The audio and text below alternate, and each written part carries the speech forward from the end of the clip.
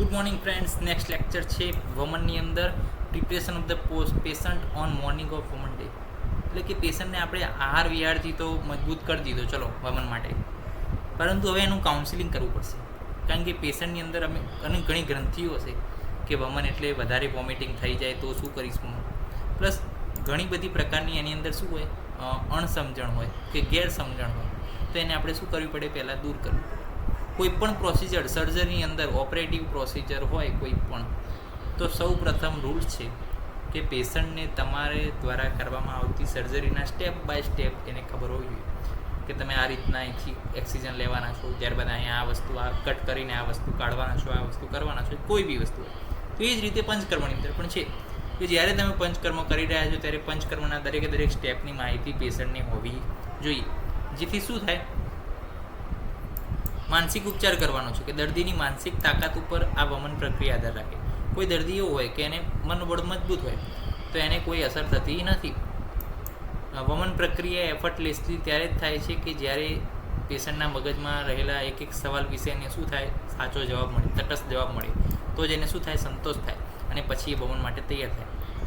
તો વમન પહેલાં કાઉન્સેલિંગ કરવું હોય તો એની અંદર શું હોય, દર્દી ઘણા બધા લોકો પાસેથી માહિતી લઈને બેઠો હોય. અત્યારે તો ગૂગલનો જમાનો છે, દર્દી ગૂગલ કરીને બેઠો હોય કે વમનમાં શું થાય છે શું નહીં.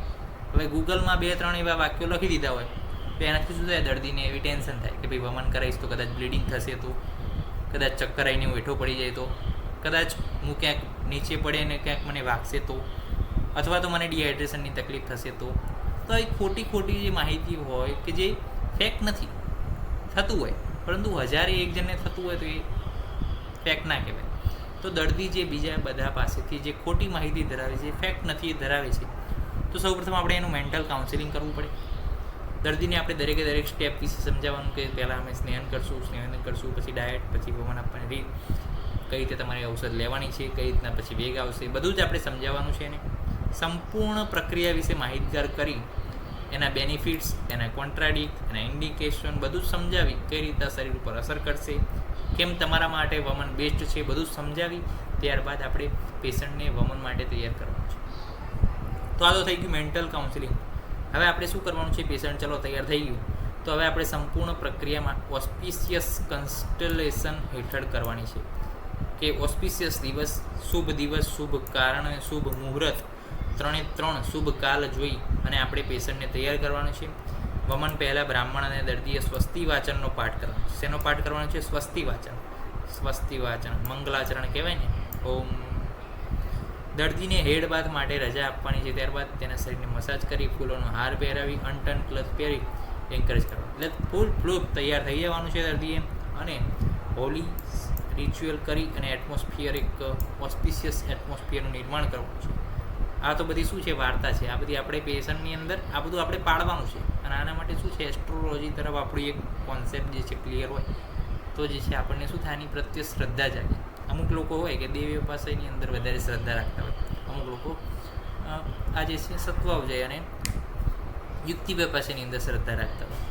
પરંતુ પંચકર્મ એ ત્યારે જ સફળ થાય છે જ્યારે દેવી પાસા, યુક્તિ વ્યપાસા અને સત્વાવજય આ ત્રણ ચિકિત્સા સેમ ટાઈમે સેમ પેશન્ટની અંદર જ્યારે કરો તમે તો જે છે પંચકર્મ સફળ થાય છે. બીજું કે હાલના દિવસોમાં પ્રેક્ટિકલ નથી, કારણ કે અત્યારે શ્રદ્ધા એટલી બધી હોય ના પણ હોય. આથી જો કે વમન કર્મ કર્યા પહેલાં ભગવાનને પૂજા કરવી જોઈએ, જેથી શું છે, એક આશીર્વાદ, એમના આશીર્વચન આપણને મળી રહે કે સમ્યક લક્ષણ વમનના મળી રહે. તો હવે ડ્યુરિંગ વમન આપણે શું કરવાનું છે? ચલો વમન પહેલાં બધું પતી ગયું, શું કર્યું હતું તો કે રિચ્યુઅલ, હોલિયસ અને ઓસ્પિશિયસ વાતાવરણ આખું ઊભું કર્યું. તો હવે વમન કર્મ દરમિયાન શું છે તો કે એને દર્દીએ પોતાના વોમિટિંગ એટલે કે વેગ ઉપર જ ધ્યાન આપવાનું છે. એને કામ, ક્રોધ, લોભ, ભય, મોહ, ક્રોધ, ઈર્ષા આ બધું શું કરવાનું છે, ભૂલી જવાનું છે. હવે વેગ આવતા હોય એ ટાઈમે ફોન આવે તો ફોન ઉપાડાય નહીં, એ ટાઈમે ક્રોધ કરાય નહીં, એ ટાઈમે લોભ કરાય નહીં, એ ટાઈમે બીવાય પણ નહીં. ક્યાંક ચલો વમનનો વેગ ચાલુ હોય ને ક્યાંક ઉંદરથી બીક લાગતી, ઉંદરને જોઈ જાય તો એ ટાઈમે બીસે તો વેગને શું થશે, ઇન્ટરપ્શન થશે. આથી અષ્ટાંગ હૃદયના કોમેન્ટેટર જણાવે છે કે આ બધા જે ઓસ્પિશિયસ પ્રોસિડિંગ કરવામાં આવે છે, જે દેવી પાસે આ બધું તમને લાગે છે કે શ્રદ્ધા રાખવાની છે, અને આ બધું સ્વસ્તિ વાચનનો પાઠ કરવાનો છે, એ બધું શું છે તો કે એ બધું એ કારણ છે કે વમનના પાછળ જે છે ઘણા બધા વ્યાપદો છે. ઘણા બધા વૈદ્ય કહેતા હોય છે કે વિરેચન કરાવવું સારું. વમન જો એક ટાઈમે વમન કરતાં વિરેચન તો સારું છે. તો વમન પાછળ ઉપદ્રવ છે એટલા માટે, અને વમનને ટેકલ કરવું પણ શું છે પેશન્ટ માટે અને વૈદ્ય માટે બંને માટે શું છે અઘરું છે થોડું.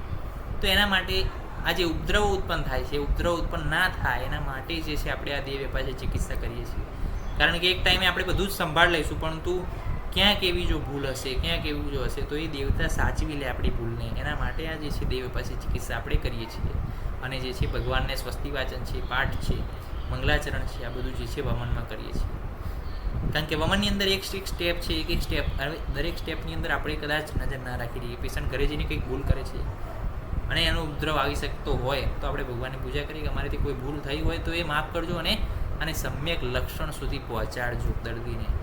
તો તમે જોઈ શકો છો કે એક દર્દી, પેશન્ટ, વૈદ્ય અને એના અટેન્ડન્ટ અને ભગવાન વચ્ચે આ કેવી લિંક છે કે બધા જે છે એક આ દર્દી છે બધા જે છે માનવ જાતના કલ્યાણ માટે પ્રાર્થના કરે છે. તો આ જે છે આયુર્વેદની અંદર શક્ય છે મિત્રો. તો નેક્સ્ટ લેક્ચરની અંદર મળીશું ડોઝ ઓફ ધ વમન સાથે. ત્યાં સુધી રજા આપશો. જય હિન્દ, જય ભારત, જય આયુર્વેદ, જય તિરુપતિ. નમસ્કાર.